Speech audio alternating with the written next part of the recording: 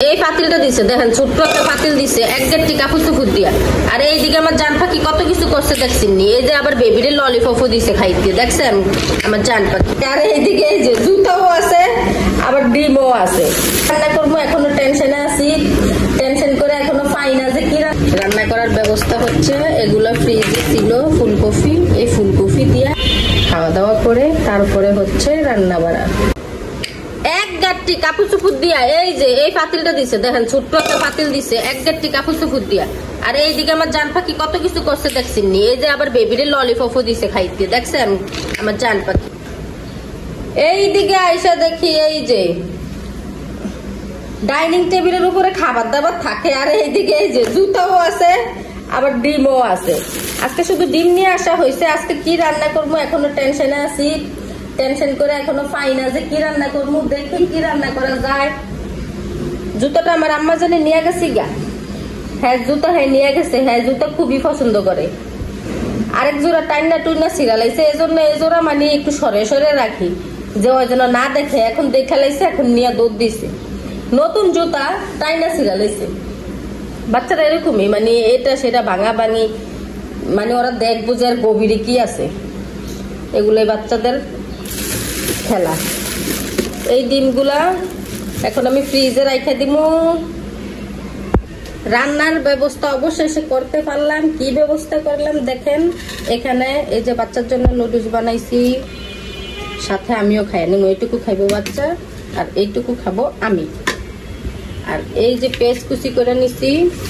এই যে রান্না করার ব্যবস্থা হচ্ছে। এগুলো ফ্রিজে ছিল ফুলকপি, এই ফুলকপি দিয়া।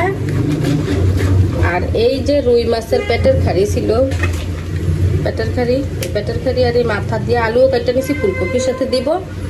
এগুলা দিয়ে রান্না করব, এক তরকারি হবে। এগুলা কিন্তু এখন আমি ধুই না, এই যে এখনো পানি আছে। এটা মানে ভিজাইছিলাম মাছটা ছুটার জন্য। এই এখন আমি ধুয়া দেয়া রান্নাটা বসিয়ে দিব। আর এখানে এই যে নাস্তা বানানো হয়েছে, মামের নাস্তা। খাওয়া দাওয়া করে তারপরে হচ্ছে রান্না বাড়া।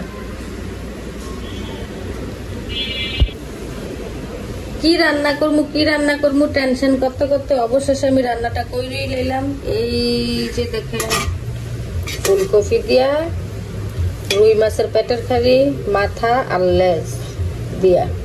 ফুলকপি গুলো কিন্তু ফ্রিজে ছিল, এটা তো দেখাইছি। এত সুন্দর যে সিদ্ধই আমি কিন্তু ভাবি না। আমি ভাবছি যে হয়তো শক্ত টক্ত থাকবো, কারণ ফ্রিজে রাখছি অনেকদিন, ভাবছি যে শক্ত থাকবো হয়তো, কিন্তু অনেক সুন্দর নরম হয়ে গেছে, অনেক সুন্দর। এই যে দেখেন, দেখছেন লাড়া দিলি ভাঙ্গা যায়।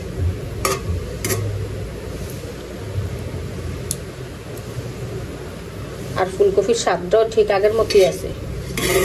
আমি ভাবছি হয়তো কেমন না কেমন লাগবে, কিন্তু অনেক সুন্দর হয়েছে তরকারিটাও, আর মজাও হয়েছে অনেক।